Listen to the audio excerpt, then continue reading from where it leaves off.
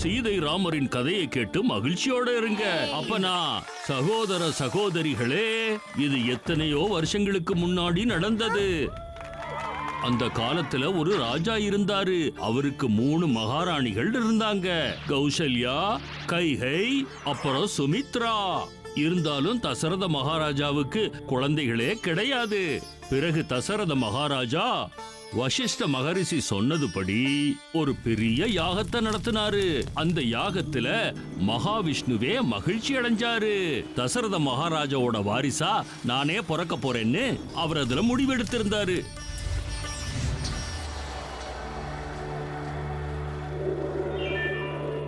அதுக்கப்புறம் தசரத மகாராஜாவுக்கு நல்ல நாட்கள் ஆரம்பிச்சது. அவருடைய வாழ்க்கையில இருந்த இருட்டெல்லாம் போய் அயோத்தியாபுரி விழாவை கொண்டாட ஆரம்பிச்சது. மகிழ்ச்சியோட உச்சத்தை பார்த்தது.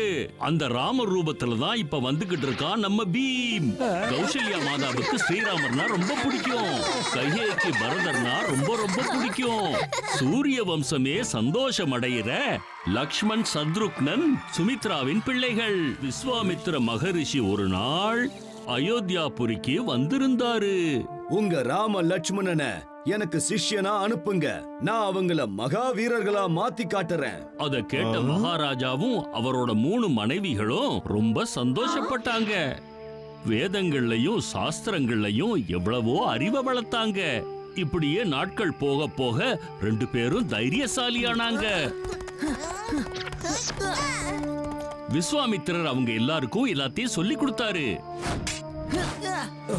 எவ்வளவோ பயிற்சிகள் பண்ண பிறகு அந்த பரீட்சை நாள் வந்தது. ராமா, இன்னைக்கு வில் வித்தையில உனக்கு எவ்வளவு திறமை இருக்குன்னு பார்க்கணும். நீ அதுக்கு தயாரா இருக்கியா?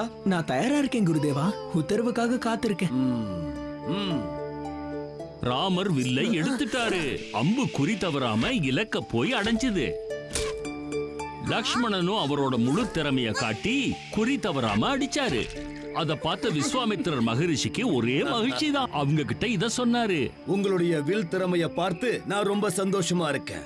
இதுக்கு பரிசா நான் உங்களுக்கு அற்புதமான சக்திகளை வரமா தரப்போறேன். அது எந்த மாதிரியான சக்திகள் குருதேவா?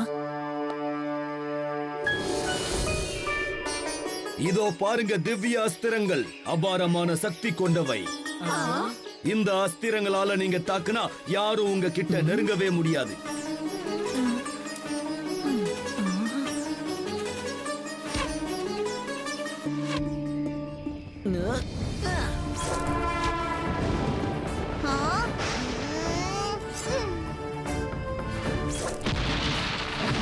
ஸ்ரீராமச்சந்திர மூர்த்திக்கு,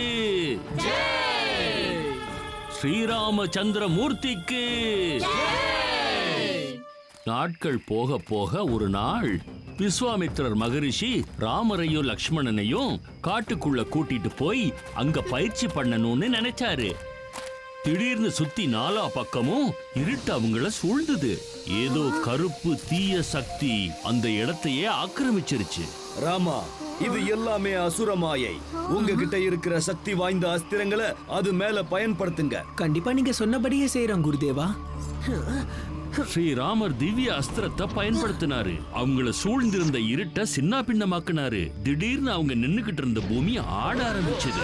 அப்ப அவங்க முன்னாடி வந்து நின்னது ஒரு பயங்கரமான அரக்கி, தாடகி. தாடகி?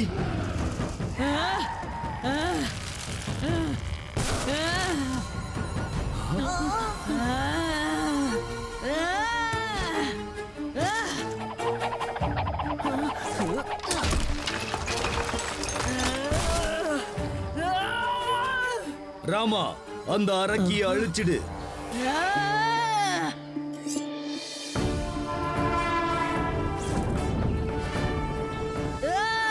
என்ன காப்பாத்துங்க.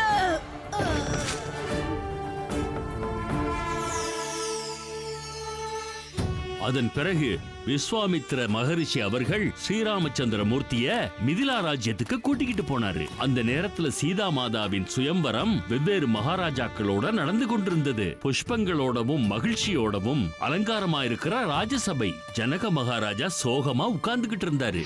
சிவதனுச தூக்குற வீரர் யாருன்னு யோசிச்சுக்கிட்டு இருந்தாரு. அற்புதமான சிவதனுசை யாரு தூக்குறாங்களோ இந்த போட்டியில யாரு ஜெயிக்கிறாங்களோ அந்த வீரரோட தான் எங்க இளவரசி சீதைக்கு கல்யாணம் நடக்கும். அப்போ விஸ்வாமித்திர மகரிஷியோட ஆசையோட வந்தது நம்ம ஸ்ரீராமச்சந்திரமூர்த்தி. ஒரே நொடியில அந்த சிவதனுச தூக்கி நிறுத்தினாரு, சிவதனுச தயாராக்குனாரு. எல்லாரும் பார்த்துக்கிட்டு இருக்கும் போதே சிவதனுச உடைச்சாரு. ராமர்கிட்ட வந்த ஜனக மகாராஜா அவங்க கைய ஸ்ரீராமர் கையில கொடுத்தாங்க. ஸ்ரீராமா, நீதான் வெற்றி அடைஞ்சிருக்க. இந்த போட்டியில ஜெயிச்சது ஸ்ரீராமர். இந்த நொடியில இருந்து யுவராணி சீதை ஸ்ரீராமருடைய மனைவின்னு நான் அறிவிக்கிறேன். ரிஷிகளும் முனிவர்களும் எல்லாருமா சேர்ந்து சீதை ராமரோட கல்யாணத்தை பார்த்து எவ்வளவோ சந்தோஷப்பட்டாங்க. வானத்துல இருந்து தேவதூதர்கள் பூமழை பொழிஞ்சாங்க. ரிஷிகளும் முனிவர்களும் அவங்கள மந்திரத்தோட ஆசீர்வதிச்சாங்க. இரு ராஜ்யங்களிலும் விழா ஆரம்பிச்சது. அயோத்தியாவை சுத்தி எல்லாரும் சந்தோஷமா இருந்தாங்க. எல்லாரும் சொல்லுங்க, சீதைக்கும் ஸ்ரீ ராமச்சந்திர மூர்த்திக்கும். சீதாராமர் கல்யாணத்தை பார்த்து தசரத மகாராஜா எவ்வளவோ சந்தோஷப்பட்டாரு. கல்யாணம் முடிஞ்ச பிறகு சீதை ராமரை மகாராஜா மகாராணி ஆக்கணும்னு தசரத மகாராஜா முடிவெடுத்திருந்தாரு. குரு அவர்களே, ஸ்ரீராமச்சந்திரனை சீக்கிரமே இந்த ராஜ்யத்துக்கு மகாராஜாவாக்கணும். கண்டிப்பா மகாராஜா. மகாராஜா, ஒரு காலத்துல எனக்கு 2 வரங்கள் தரேன்னு சொன்னீங்களே, ஞாபகம் இருக்கா? நான் கொடுத்த வாக்க என்னைக்கு மறக்க மாட்டேன். அந்த வரத்தை இன்னைக்கு தர சொல்லி நான் கேட்டுக்கிறேன். யோசிக்காம என்ன வேணும்னு கேளு கைகேயி. அயோத்தியாவோட எதிர்காலமே உனக்கு நான் கொடுக்கிற வரத்துல தான் இருக்கு. அது தெரிஞ்சுதான் கேக்குறேன் மகாராஜா. நானும் இந்த அயோத்திக்கு நல்லது நடக்கணும்னு தான் விரும்புறேன். முதல் வரம் என்னன்னா, அயோத்தி நகரத்தோட சிம்மாசனத்துல உட்கார வேண்டியது என்னுடைய மகன் பரதன். இப்ப 2வது வரத்தை கேட்க போறேன். ராமன் 14 வருஷம் வனவாசத்துக்கு போகணும். பாசமா வளர்த்த என்னுடைய மகன் ராமனை 14 வருஷம் வனவாசத்துக்கு அனுப்பி வைக்கிறேன்.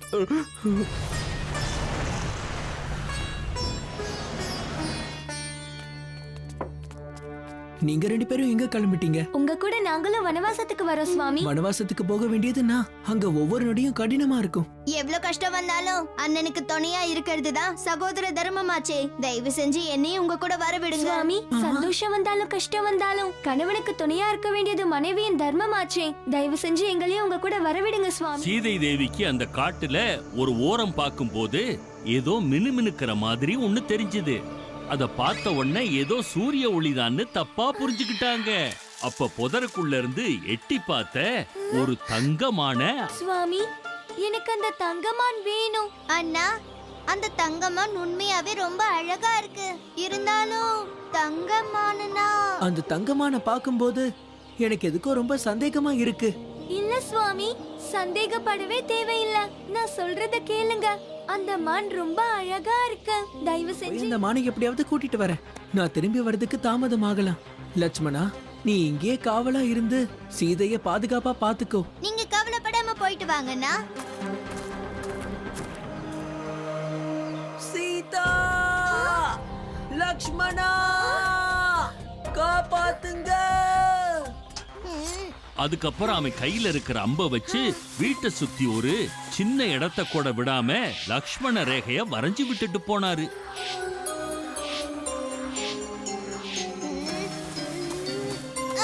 அதுக்கப்புறம் ராமரை தேடி அவர் போயிருந்தாரு. போறதுக்கு முன்னாடி சீதா தேவி கிட்ட ஒரு வார்த்தை இந்த சொன்னார். லக்ஷ்மண ரேகை தீய சக்திகளை உள்ள வர விடாது சீதாமா. நான் திரும்பி வர வரைக்கும் நீங்க இந்த கோட்டை தாண்டி வெளியே வராதீங்க. பேசான சாது பிச்சை கேட்டு அவங்க வீட்டுக்கு வெளியில வந்து நின்னாரு.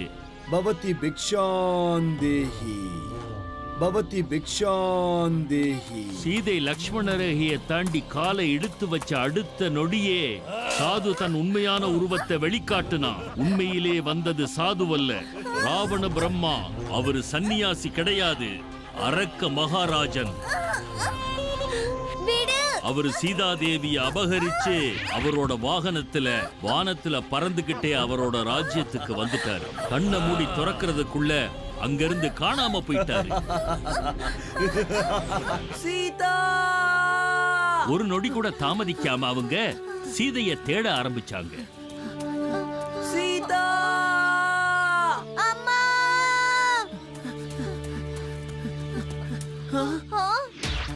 சீதா மாதாவை அபகரிச்ச ராவணன் வானத்துல பறந்துகிட்டு அங்கிருந்து போயிட்டான்னு ஜடாயு தகவல் கொடுத்தான். ஸ்ரீராமச்சந்திரரே, என்ன மன்னிச்சிடுங்க. துஷ்டனான ராவணன் கிட்ட இருந்து சீதா தேவியை என்னால காப்பாத்த முடியல. லங்கா நகரத்தை அடைஞ்சவங்க கடைசியா ராவணனை எச்சரிக்கிறதுக்கு தூதையா அங்கதனை ராவணன் கிட்ட ராமர் அனுப்பி வச்சாரு. எவ்வளவு சொன்னாலும் ராவணன் பேச்ச கேட்கவே இல்ல. அவரு எதுக்குமே பயப்படாம நின்னாரு. அதோட ஸ்ரீராமச்சந்திர மூர்த்தி போற தொடங்கினாரு.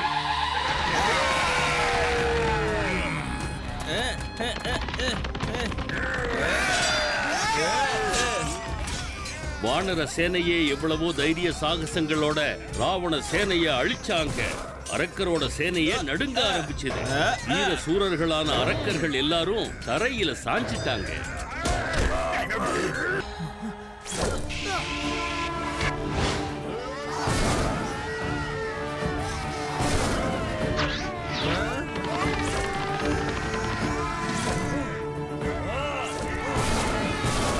விபீஷணன் ராமருக்கு ஒரு ரகசியத்தை சொன்னாரு. பிரம்மாஸ்திரத்தை வச்சு நாபியில தாக்க சொல்லி இருந்தாரு.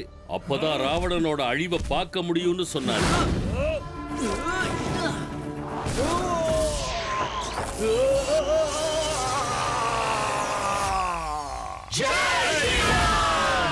அதன் பிறகு எல்லாரும் அயோத்தியாவுக்கு வந்துட்டாங்க. அந்த ராஜ்யமே மகிழ்ச்சியில விழா கொண்டாட ஆரம்பிச்சது. ஸ்ரீராமருக்கு பரதன் ராஜ்யத்தை ஒப்படைச்சாரு. அதன் பிறகு ராமராஜ்ய யுகம் ஆரம்பித்து விட்டது. எல்லாரும் சொல்லுங்க, ஸ்ரீ ராமச்சந்திர மூர்த்திக்கு, பவன புத்திர அனுமானுக்கு.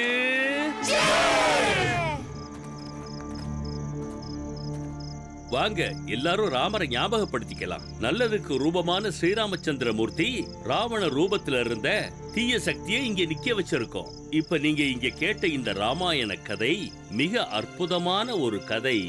வில்ல தூக்கி வச்சு அம்ப குறிபார்த்து தீமையை முழுக்க நாம அழிக்க வேண்டும். தீமையோட தீயவர்களும் அழிக்கப்படுவார்கள். அப்பதான் இந்த பூமி பிருந்தாவனமாகும். எல்லாரும் சொல்லுங்க, ஸ்ரீ ராமச்சந்திர மூர்த்திக்கு, ஸ்ரீ ராமச்சந்திர மூர்த்திக்கு.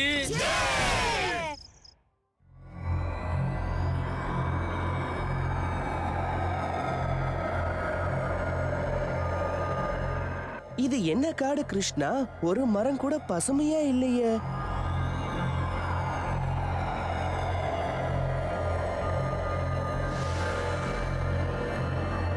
நாம இப்போ அசுரர்களுடைய காட்டுக்குள்ள வந்துட்டோம்னு தெரியுது. இந்த மரங்கள்ல ஏன் இப்படி காஞ்சி இருக்குன்னு தெரியலையே. எனக்கு தெரிஞ்சு பல வருஷங்களுக்கு முன்னால இந்த காடும் பசுமையா தான் இருந்துதான். ஆனா அசுரர்கள் இந்த காட்டை தங்களுக்கு சொந்தமாக்குனதுக்கு அப்புறம் இந்த காட்டுக்கு நடுவுல ஓடிட்டு இருந்த நதி சுத்தமா வத்தி போயிடுச்சு. அப்புறம் காட்டுக்குள்ள இருந்த மரங்களும் பட்டு போயிடுச்சு. இந்த அசுரர்களை நாம சும்மா விடக்கூடாது. இவ்வளவு அழகான காடை இப்படி நாசம் பண்ணிருக்காங்களே. காட்டு தாண்டி போகணும்னா நாம நதியையும் தாண்டி தான் ஆகணும். அசுரர்கள் இந்த காட்டுல இருக்கிற வரைக்கும் இந்த நதி வத்தி தான் இருக்கும். வியோமலையை அடையணும்னா நம்ம அசுரர்களை தோக்கடிச்சே ஆகணும்.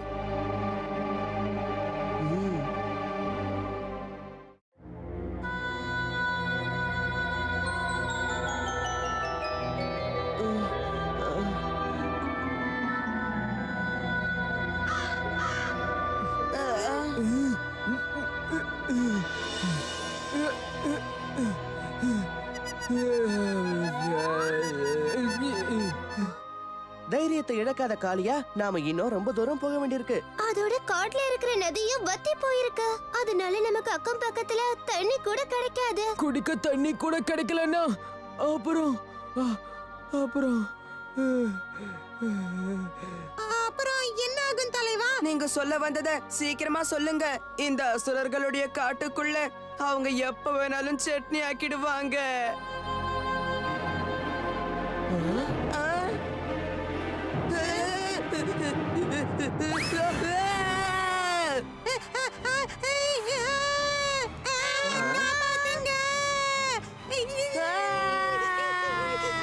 யாரும் உங்க இடத்தை விட்டு அசைய கூடாது. இந்த இலைகளுக்கு கீழே யாரும் வலைய விரிச்சு வச்சிருக்காங்க. வலைய விரிச்சு வச்சிருக்காங்களா? ஆனா எங்க?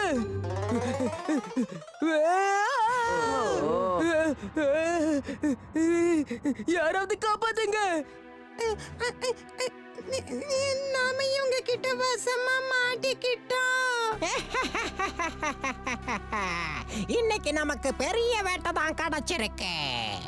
வயிறு முட்டை நாம சாப்பிடலாம். நீ என் நண்பர்கள் மேல கை வைக்கிறதுக்கு முன்னாடி என்கிட்ட மோத வேண்டி இருக்கும்.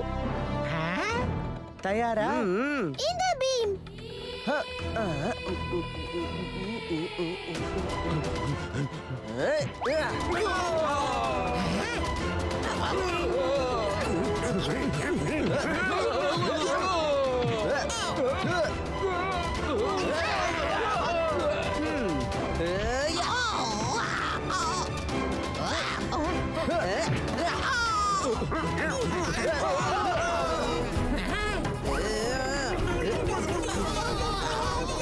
பீம், அவங்க ஓடுறாங்க. அவங்க தப்பிச்சு போயிடக்கூடாது. இந்த காடு இப்படி ஆனதுக்கு காரணமே நீதான். நிறுத்துங்க, அடிக்காதீங்க. இந்த காடு இப்படி ஆடுறதுக்கு நாங்க பொறுப்பு இல்ல.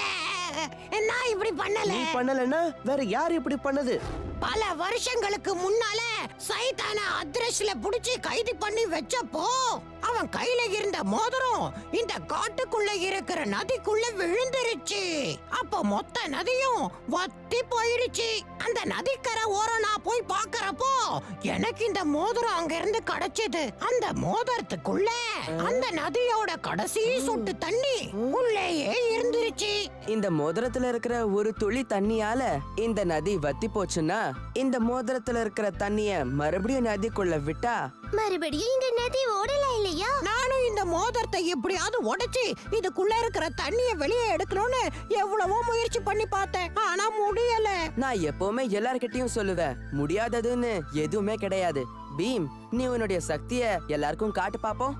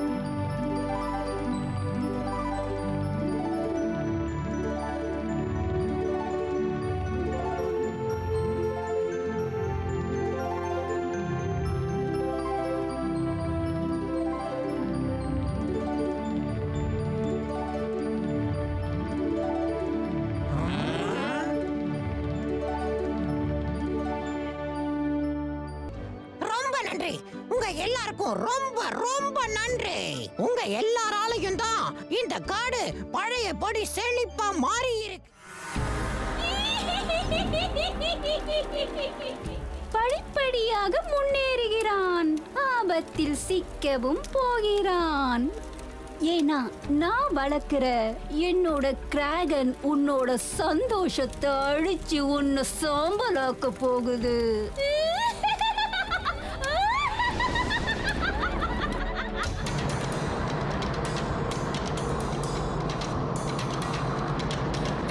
கடைசி சவால், கிராகனின் எரிமலை.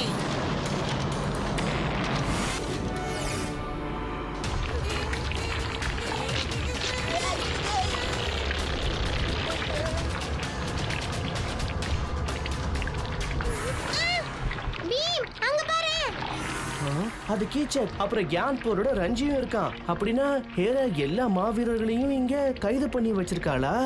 என்ன யோசிக்கிற பீம்? அவங்க எல்லாரையும் விடுதலை பண்ணலாம். வா ஜகு நில்லு. ரொம்ப நன்றி பீம்.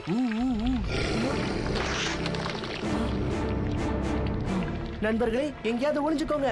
நாங்க ஒளிஞ்சுக்க மாட்டோம், எதிர்த்து நிப்போம்.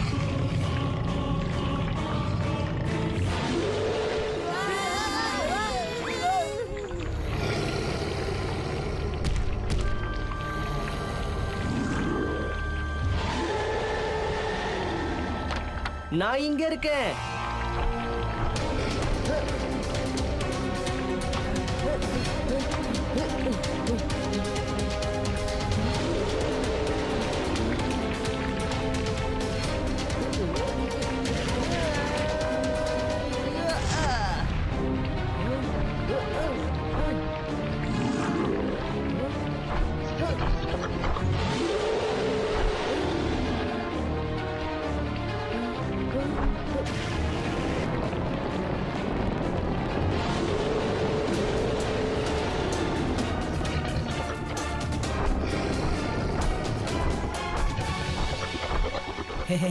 உங்களை எல்லாரையும் பார்த்ததுல சந்தோஷம். சீக்கிரம் விடுதலை பண்ணுங்க.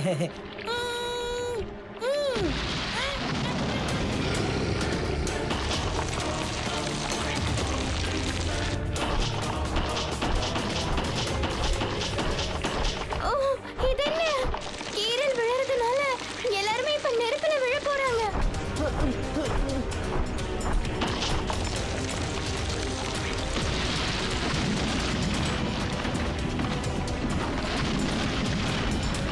ராஜு,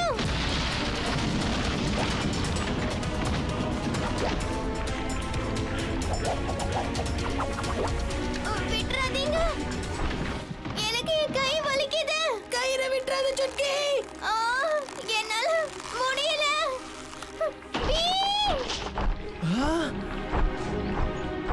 கிராக்கன், போதும், நிறுத்திக்கோ.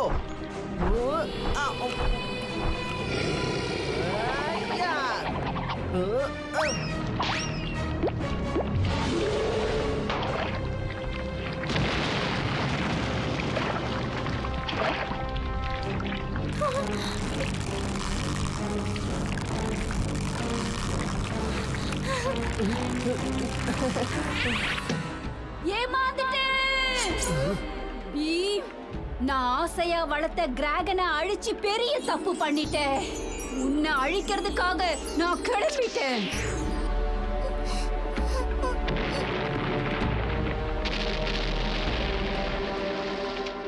கோகா ராஜாவுடைய வாள் இதுக்கு அடியில தான் இருக்கு. இத நாம இங்க உபயோகப்படுத்தலாமா? உண்மையை சொல்லணும்னா இதுக்கப்புறம் எனக்கு எதுவும் தெரியாது. ஆனா பீம், நான் ஒரு விஷயத்த சொல்லுவேன். இப்ப நான் ரொம்ப சந்தோஷமா இருக்கேன். என்னால உனக்கு உதவி செய்ய முடிஞ்சது இல்ல.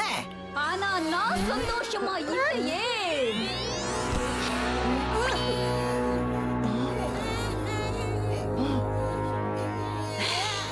இவ்வளோ நாள் எனக்கு விசுவாசமா இருந்து வேலை பார்த்தான். ஆனா 2 நாள்லயே இவனை எனக்கு எதிரா செயல்பட வச்சிட்டியே. அதுதான் நட்புடைய விசேஷமே. அழிஞ்சு போ. ஏய் ருக்கஸ், ருக்கஸ், நட்பு, அன்பு, நேர்மை எல்லாம் பொய். இந்த உலகத்திலேயே மதிக்க வேண்டிய விஷயம் ஒண்ணுதான், சக்தி. மந்திரத்தின் சக்தி, பொக்கிஷங்களின் சக்தி, அதிகாரத்தின் சக்தி. தப்பான வழியில கிடைச்சத நினைச்சு பெருமைப்படுறியே. ஆமா, இன்னமும் பெருமைப்படுவேன். ஏன்னா உன்னால என்ன அழிக்கவே முடியாது பீம். ஏன்னா என்ன யார் பகச்சிக்க நினைச்சாலும் மன்னர் கோகாவை போல மண்ணுல புதைஞ்சிருவாங்க உயிரோட. புத்திசாலித்தனமா நடக்க முயற்சி பண்ண உன் நண்பர்களை இழந்துருவேன். ராஜு, சுட்கி, ஜகு, ஒரு நிமிஷம் இரு. நான் இங்கே தானே இருக்கேன். அவங்களெல்லாம் விட்டுரு. சரி, விட்டுடுறேன். இல்ல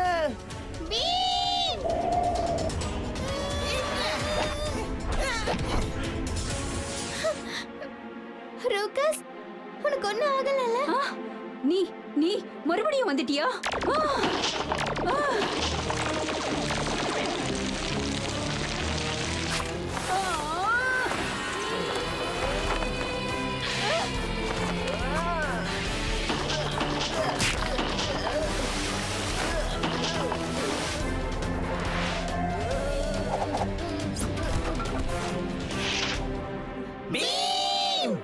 முடிஞ்சது. பீமோட கதை இதோட முடிஞ்சது.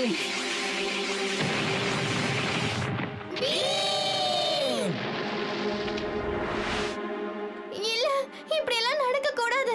நாங்க எல்லா சவாலையும் ஜெயிச்சிட்டு தானே வந்திருக்கோம். கடைசியும் ஜெயிச்சிருக்கோம். கடைசி சவால் மன்னர் கோகாவோட வாளை பூமிக்கு அடியில இருந்து வெளியே எடுக்கணும்.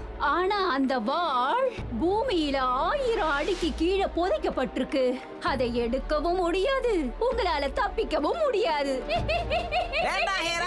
இவங்களை எதுவும் பண்ணாத. ஓஹோ, நீயும் வீரனா மாறிட்டியே. பீம் கூட இவ்வளவு நேரம் நான் இருந்தல்ல, அவனோட வீரம் கொஞ்சமாவது வராதா? அவன் பேரு கூட சொல்லாத. ஏன் அவன் திரும்ப வந்துருவான்னு உனக்கு பயமா இருக்கா?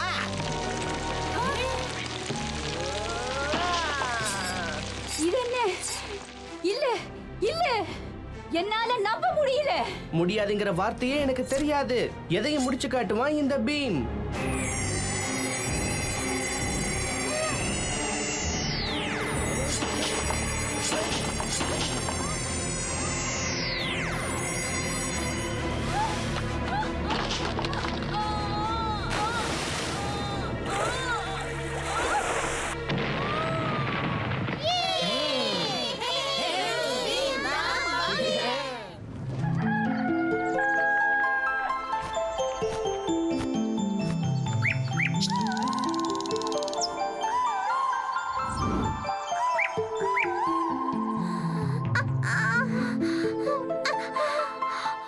இன்னும் கொஞ்ச நாள்ல எங்க லீவ் எல்லாம் முடிய போகுது. சீக்கிரமா கிளம்பி விளையாட போறேன்.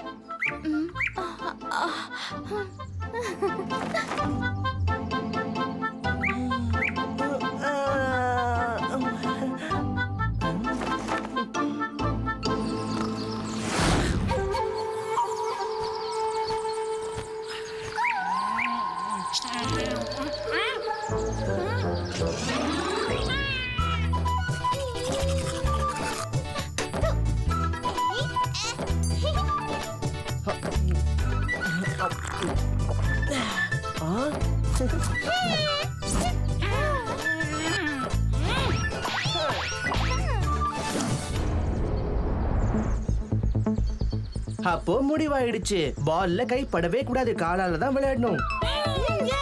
அப்புறம் ஆப்போசிட் டீம் உடைய பாஸ்கெட்ல போடணும்.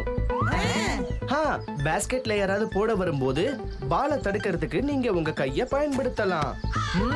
ஒவ்வொரு பாஸ்கெட்டுக்கும் 2 பாயிண்ட். அதுவும் நடு சர்க்கிள்ல இருந்து நீங்க பாஸ்கெட் பண்ணீங்கன்னா அவங்களுக்கு 3 பாயிண்ட்ஸ் கிடைக்கும். எந்த டீம் முதல்ல 15 பாயிண்ட்ஸ் எடுக்கிறாங்களோ அவங்க தான் இந்த போட்டியோட வின்னர். இந்த விளையாட்டு ரொம்ப சுவாரஸ்யமா இருக்கும் போல இருக்கே. இளவரசி இந்துமதி வாங்க. என்ன, நீயும் எங்க கூட விளையாட வரியா இந்துமதி? வரேன் பீம். பிரமாதம். ராஜகுமாரி மட்டும் நம்ம டீமுக்கு வந்துட்டாங்கன்னா 2 டீமுமே நல்ல பலமா இருக்கும். சரியா? ஓ, எனக்கு பீமோட டீம்ல இருக்கணும் தான் ஆசையா இருக்கு. அவன் டீம்ல சுட்கி இருக்கா, அதனால நீங்க எங்க டீம்ல இருக்கணும். உங்களை வரவேற்கிறோம் ராஜகுமாரி. ஓவரா ரியாக்ட் பண்ணது போதும். ராஜகுமாரி, இவங்கெல்லாம் வேண்டாம், நான் உங்களை வரவேற்கிறேன்.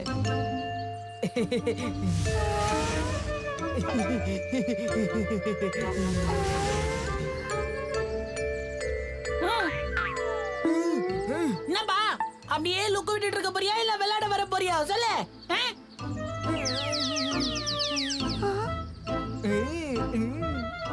எங்க டீமோட கேப்டன் பீம் தான்.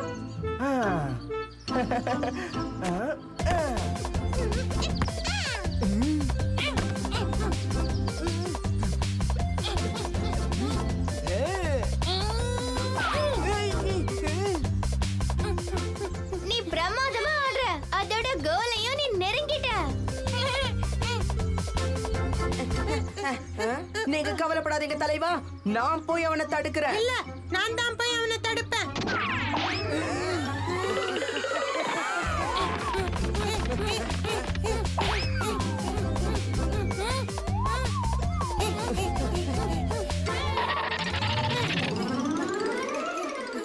சுட்கி, இப்ப எல்லாருக்கும் சாப்பிட்டு லட்டு தானே கொடுக்க போறேன்.